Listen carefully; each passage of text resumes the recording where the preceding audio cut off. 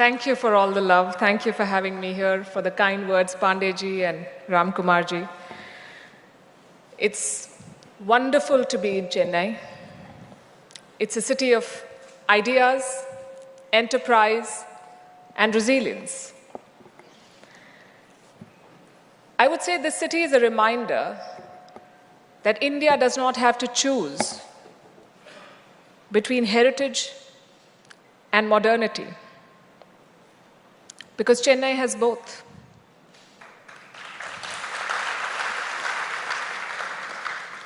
Bharatnatyam and biosciences, filter coffee and fintech. So when we talk about New India, it feels just right to begin here. It's a big, bold subject that we are taking up today. And I want to start with a very basic, simple question. What is New India? It is not a slogan or a PR line. It is a reality that is taking shape before our very eyes. New India is digital, confident, global. New India is 1.4 billion people. It's the largest democracy on earth, the fastest growing major economy, the youngest population in the world, perhaps also the most impatient. We are a startup nation, we are a space power, and we are a voice of the global south. A country that negotiates with Washington, trades with Moscow, competes with China,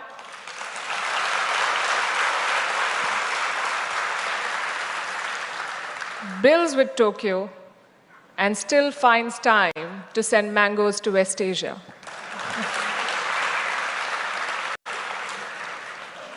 New India does not ask for a seat at the table. We build the table and tell the world to join.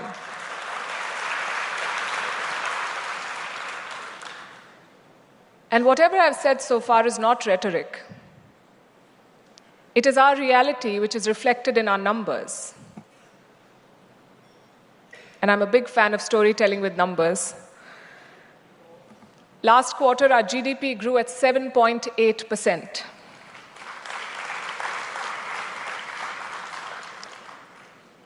And this happened at a time when the US is staring at a slowdown. You must have seen the latest Fitch report. It also happened at a time when Europe is flirting with recession, when China is struggling with the weight of its debt burden. India is running.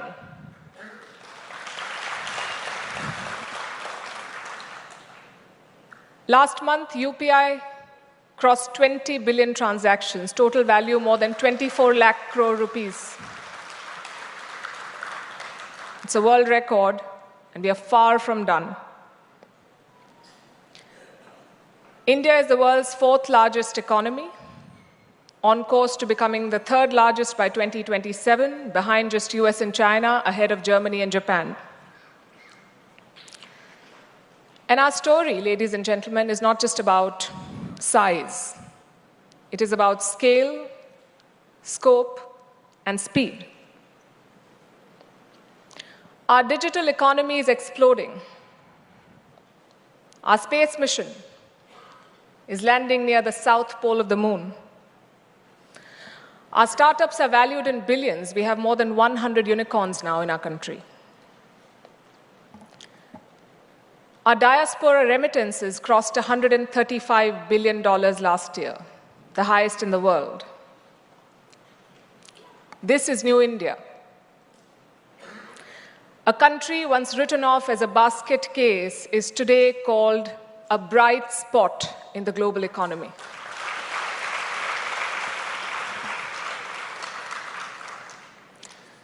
So what makes New India tick? I can think of 5 Ds. My first D is demography. Half our population is under 30 years of age. Yes, they spend too much time on Instagram. And they also want a promotion in the first month in office. But they're ambitious. They're unafraid. They're entrepreneurial. They are hungry to make a mark, and that is our strength that we must celebrate.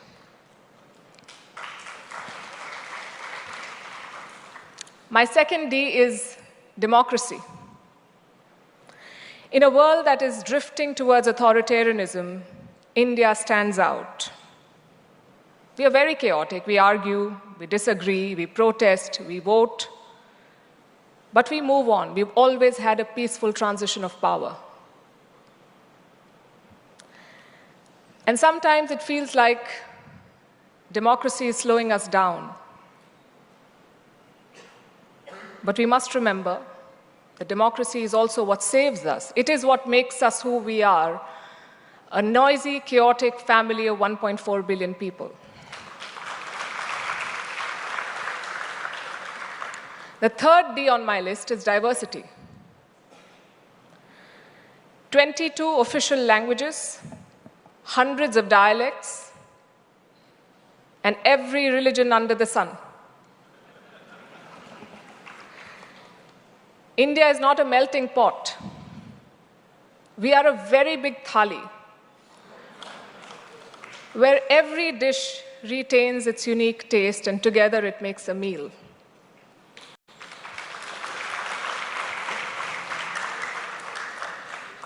The fourth D is digital power. From Aadhaar to UPI, India is building a digital public infrastructure at scale. We have shown that technology can deliver inclusion, and in such large numbers. My fifth D is diaspora, 35 million Indians abroad. Policymakers, CEOs of global giants, doctors, engineers, entrepreneurs. They are India's brand ambassadors. No PR agency can match them. Now, if you put these 5 Ds together, demography, democracy, diversity, digital power, diaspora, what you get is a country that is not just a regional player, it is a global power. Not just a market, but a shaper of rules. Not just a voice, but an agenda setter.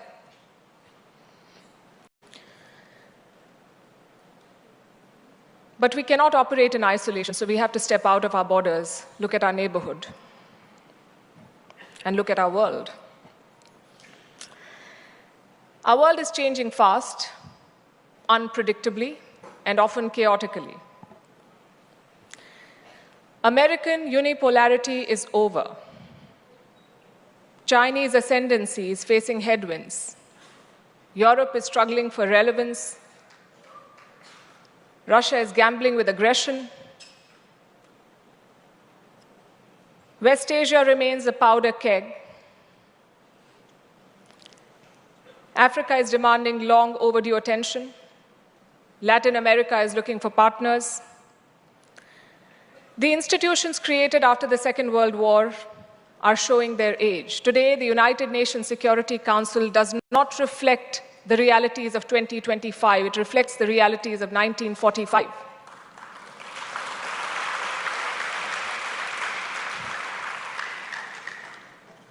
The World Trade Organization is struggling to function. The IMF and the World Bank face questions of legitimacy. Technology is redrawing power maps faster than diplomats can update their talking points. Artificial intelligence, quantum computing, biotechnology, these are not buzzwords. These are the new currencies of global influence. Climate change, it does not respect national borders. It does not respect protocol. It creates new vulnerabilities, new conflicts, new migration patterns. And everywhere, nationalism is resurgent, not always in the best way. The promise of borderless globalization has given way to strategic patriotism. This is not a stable world order. This is a world in transition, where rules are being rewritten, power is being redistributed, and alliances are being reconsidered. And for decades, India was a recipient of these changes. We adapted to what the world decided and did. But today we have the opportunity. And why just opportunity? I would say today we have the responsibility to shape our world ourselves. So the question is, how do we do that? We do it with a domestic policy that does justice to our talent and our aspirations, and a foreign policy that is bold, agile, and unapologetic.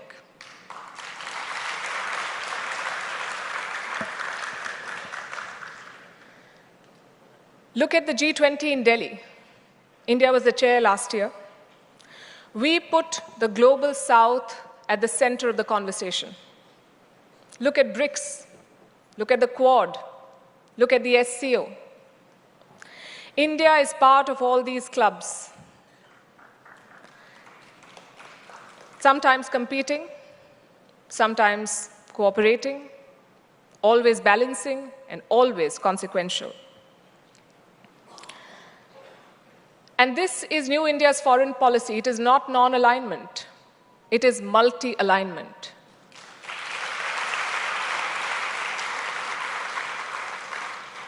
We engage with everyone, but we depend on no one.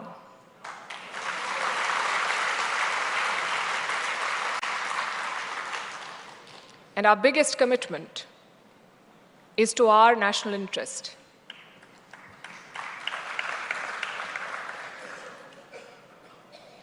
And it's not easy to walk this path, especially in a neighborhood as difficult as ours. I would say South Asia is one of the most volatile regions in the world today. Look at the past 3 years. Coup in Myanmar, economic collapse in Sri Lanka, radical takeover in Bangladesh, and I'm sure you followed what happened in Nepal this week. Nepal is our closest neighbor and closest, oldest civilizational partner. This week it was in turmoil. The government tried to ban social media, Gen Z hit the streets. Dozens of people died, protesters clashed with the police, the Prime Minister had to resign, now they have an interim government in place, social media has been restored. But Nepal's fault lines have not been addressed. They've not been repaired. And for India, these stories are not abstracts. They have real consequences for us. Security, trade, refugees. To our west, we have a terror state called Pakistan. First time I'm hearing people cheering for Pakistan.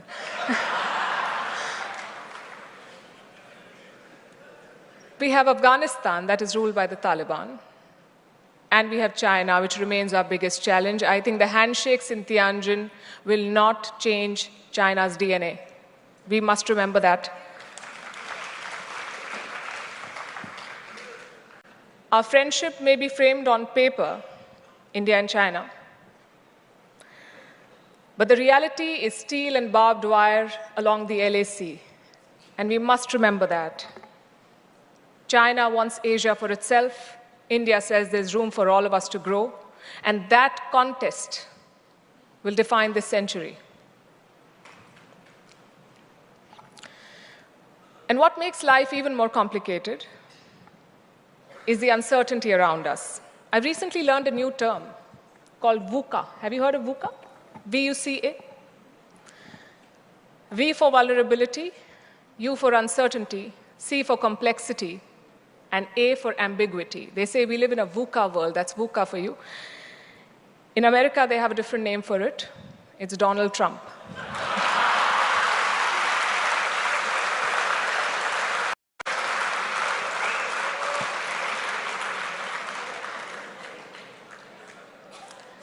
His tariffs have single-handedly destabilized the world. He believes, I think he truly believes that it's a magic wand, but it's proven to be a wrecking ball, and no one's telling him that. He wants to sell us corn and dairy, and he wants us to stop buying Russian oil. So what has India done? We continue talking, we pursue a deal, but we insist on a deal that works for both of us. Again, that's New India for you. We stand our ground.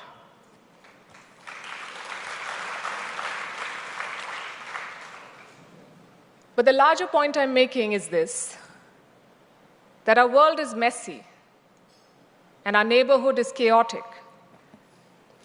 And it is in this setting that India must maintain its momentum. Plus, we have our own challenges that we cannot afford to ignore. I will not sugarcoat reality for you. I'm sure you did not call me here to offer comfortable platitudes. It's important that we do an honest assessment. If we are to grow, we must understand our strengths and our limitations with unflinching clarity. Because opportunity does not automatically translate into achievement. And potential does not guarantee performance. We have to work towards it as one country. So I have a list of challenges too. I think our biggest challenge today is jobs. We have millions of people entering their most productive years, millions of people entering the workforce or the job market every year. We talked about demographics, and we like to think of that as a dividend, but it can also be a disaster. It depends entirely on what we do with our human potential. Our growth is strong, that is undeniable, but manufacturing jobs are not, and services cannot absorb everyone. There's been an aggressive push to make in India. It has delivered on a lot of counts. But as things stand, even today, we still risk skipping the industrial phase that creates mass employment. And this is linked to our second challenge, which is human capital. You mentioned Sundar Pichai. I did not understand Tamil, but I got that. So at the top, we have created Sundar Pichais and Satya Nadellas. But at the bottom, we've also left millions behind. The education gaps, the health gaps, the skill gaps, they're all real and they must be addressed urgently. Our third challenge is institutions. Do you know how many pending court cases we have in our country? 50 million. 50 million. Our justice system is clogged. In a digital world, our bureaucracy is still moving at analog speed. And I don't want to take away from the efforts that have been made to boost efficiency. We have made leaps. And yet, we have regulations that create roadblocks rather than roads. The fourth challenge is social cohesion. Our diversity is a strength only if it is maintained and managed well. But it's a vulnerability if it is exploited by vested interests. Polarization, inequality, gender gaps, these are not social issues. These are strategic limitations on our national power. The fifth is environment. It is a challenge. It's a story that repeats every year. Delhi chokes. We are bracing for that season to come. Chennai floods. Farmers face droughts. Again, these are present constraints on our development. And the sixth, and my favorite topic, unfortunately, is global perception. Old stereotypes still haunt us. We may have reached the moon, but the world is still talking about snake charmers, call centers, poverty porn. The world often sees us through someone else's lens. And that narrative must change, and no one else is going to do it for us. We have to do it for ourselves. We have to take charge of our story.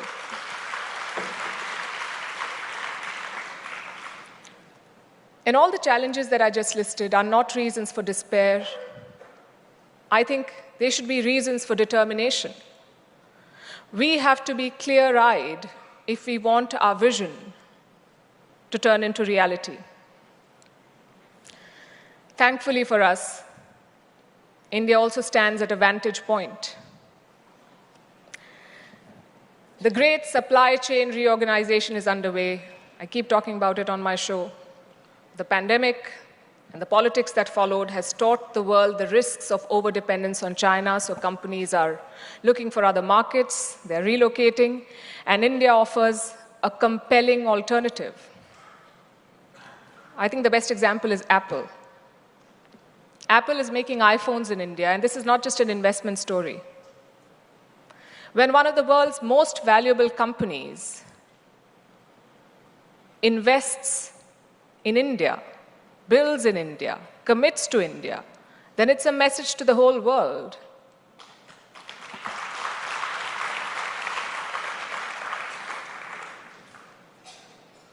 Then we have energy transition. The world is talking about clean fuel, and here India is poised to take the leadership role.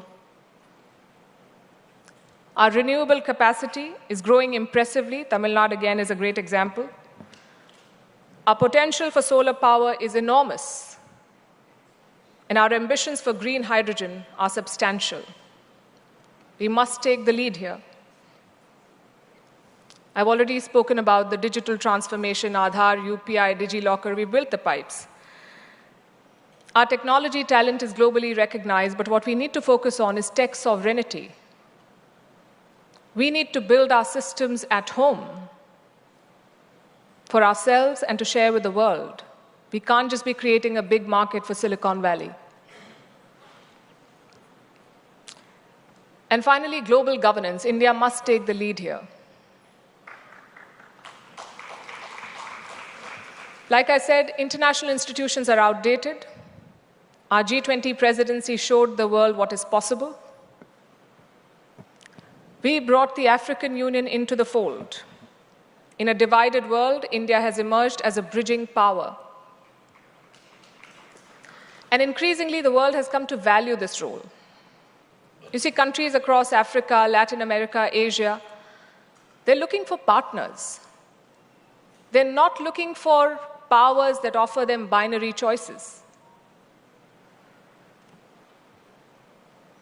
They want partners who respect their sovereignty, who share with them practical development models. And I think India's experience resonates with a lot of these countries much more than Western models do.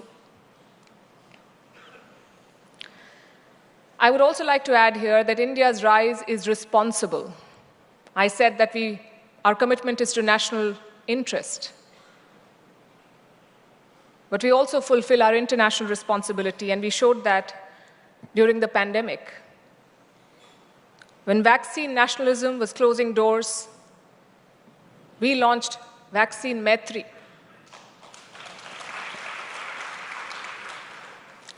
India sent vaccine doses and medical supplies to more than 100 countries because our strategy was solidarity.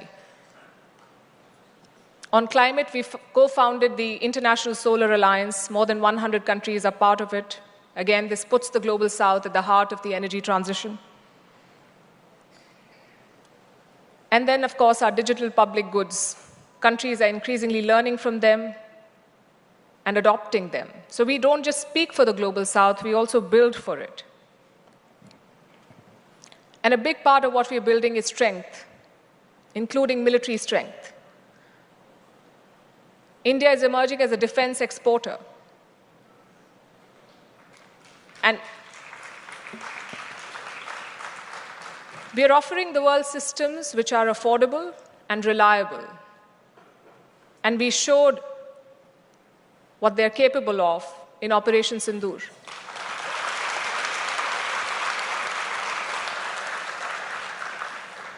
The Philippines is buying our BrahMos missiles. Many other countries have shown interest. And this is not just an export story. This also repositions India as a security provider in the region and the world. Now, if you connect these dots, you'll see that India is not just guarding its borders, it is designing the boundaries of possibility.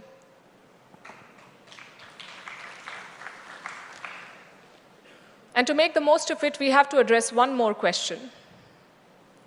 What does the world want from India, and what do we want from the world? Partners want India's market, India's talent, and India's credibility. They also want India's voice. Because we can speak to Washington and Moscow, Iran and Israel, China and Japan, often in the same sentence.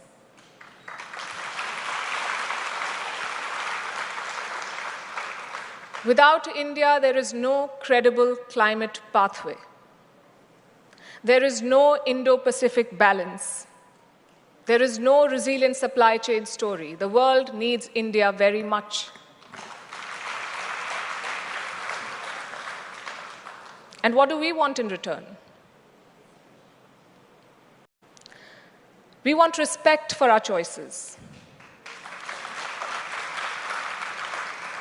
We want room for our growth. We want fair rules for tech, trade, and climate. Not lectures, but latitude.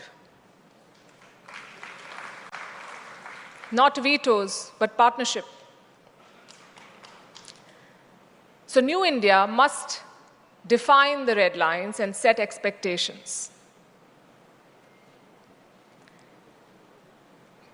And this will happen with a deeper change, which I dare say is already underway. It is less visible than GDP, but more powerful than policy. It is the cultural code of our country that is catching up with our capabilities. We are done with self-doubt.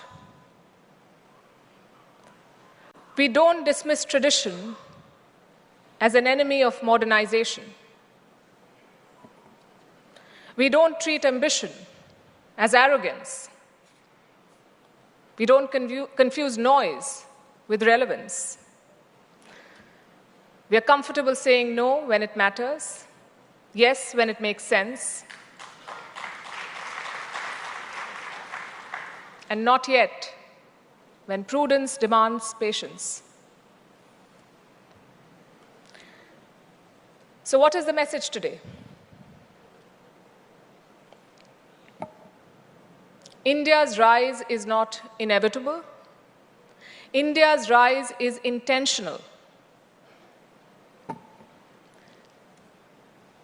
This new India that we all dream of, that we talk about, must be built brick by brick, bite by bite. It will take ambition. It will also take patience, boldness and humility, strength and compassion. And the world is watching us, some with hope, some with envy, and some with doubt. It is not our job to prove them wrong. It is our job to prove ourselves right.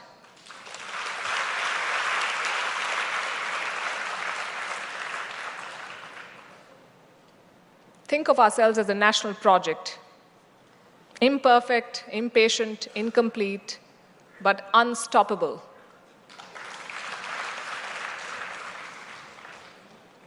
And the world better make room, because India has arrived and it is here to stay. Thank you. பேசு தமிழா பேசு சேனலுக்கு ஆதரவு தந்து கொண்டிருக்கக்கூடிய பார்வையாளர்களுக்கு வணக்கம். அரசியல் ஆன்மீகம்னு மட்டும் இல்லாம இப்போ ஹெல்த்லயும் நம்ம வந்தாச்சு. ஹெல்த் சம்பந்தமான பிரச்சனைகளுக்கும் ஹெல்த் டிப்ஸுக்கும் ஹெல்த் கேருக்கும் இல்ல ஹெல்த் பத்தி ஏதாவது தெரிஞ்சுக்கணும் அப்படின்னு நினைச்சீங்கன்னா ஹெல்த் குரு சேனல் கண்டிப்பா உங்களுக்கு யூஸ்ஃபுல்லா இருக்கும். பேசு தமிழா பேசு சேனலுக்கு கொடுக்கக்கூடிய இதே சப்போர்ட்டை ஹெல்த் குரு யூடியூப் சேனலுக்கும் கொடுத்து அந்த சேனலை சப்ஸ்கிரைப் பண்ணி உங்க நண்பர்களுக்கு ஷேர் பண்ணும்படி கேட்டுக்கிறோம். நம்ம ஹெல்த் குரு சேனலோட லிங்கை டிஸ்கிரிப்ஷன்ல தரோம், மறக்காம செக் பண்ணி பாருங்க.